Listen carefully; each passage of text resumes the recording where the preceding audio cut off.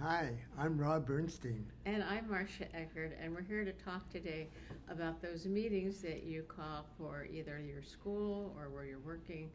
We're focusing on school, but the same ideas apply everywhere. For parents of neurodivergent children, you've probably called a lot of these meetings, and maybe they haven't been really that successful. Maybe you feel like you're just sort of fighting a system that's very hard to beat.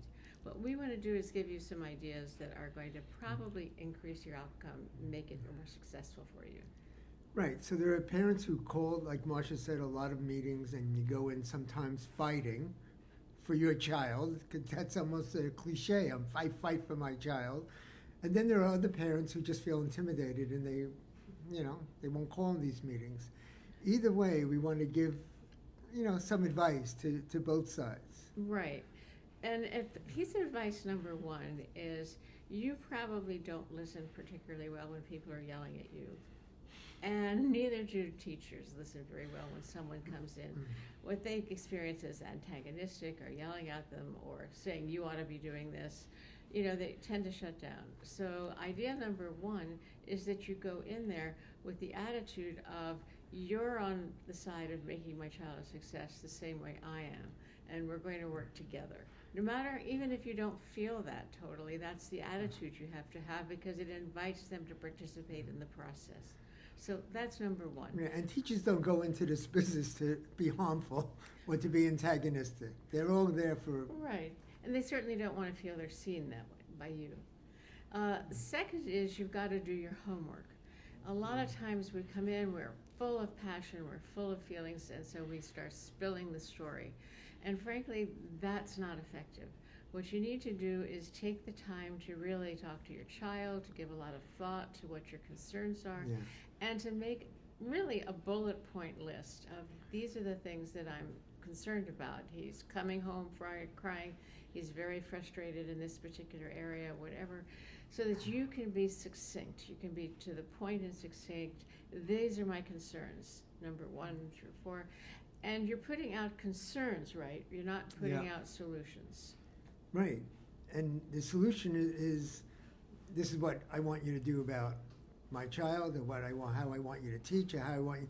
No. The concerns, when you bring out your concerns, you both, the parent and the teacher, can maybe figure things out. You don't have to have the answers. The teachers don't have to have the answers. Right. But you can talk about what's going on and what your concerns are and what to do about it.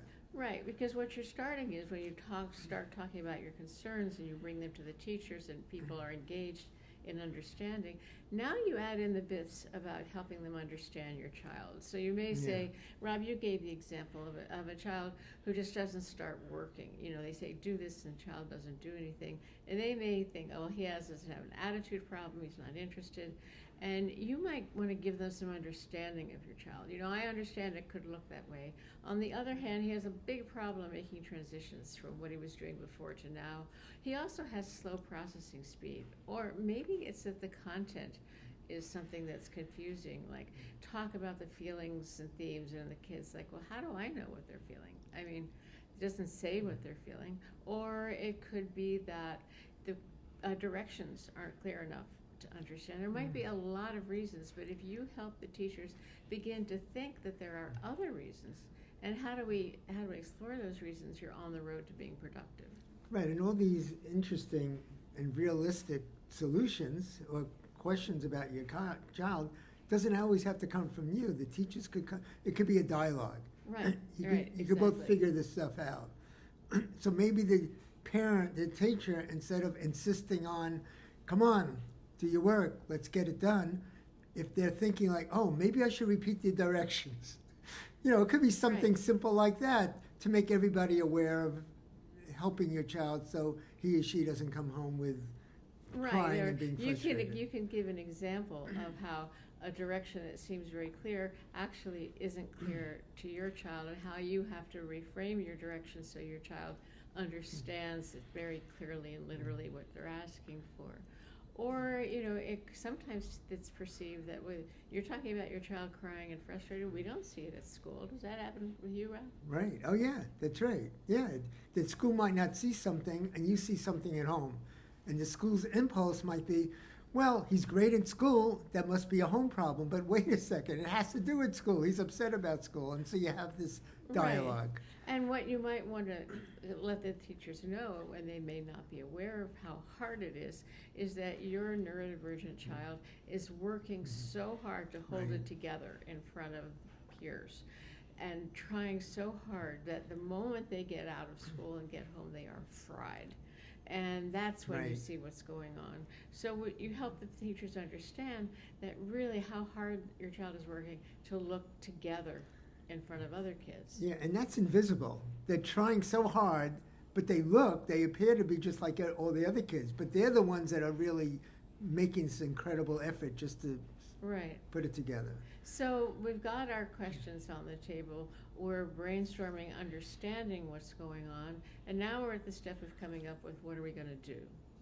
Right, and also the theme is of what we're doing now is trying to empower you to have the confidence to go in, call the meetings, and now you're sort of armed with not fighting instinct, but like finding solutions that you all could work on. Right, so the teachers might have suggestions. You might give them feedback about how your child has responded to that kind of thing in the past, or you might have some suggestions yourself. So this is a topic that we can go on, and we want your feedback, whether Right. you want more information and more. Ideas. Ideas There's one about- more idea I want to throw Oh, I in, thought. okay? Okay. Which is at that meeting, after there's some ideas that have been come up with, it's okay, we're going to try this and this.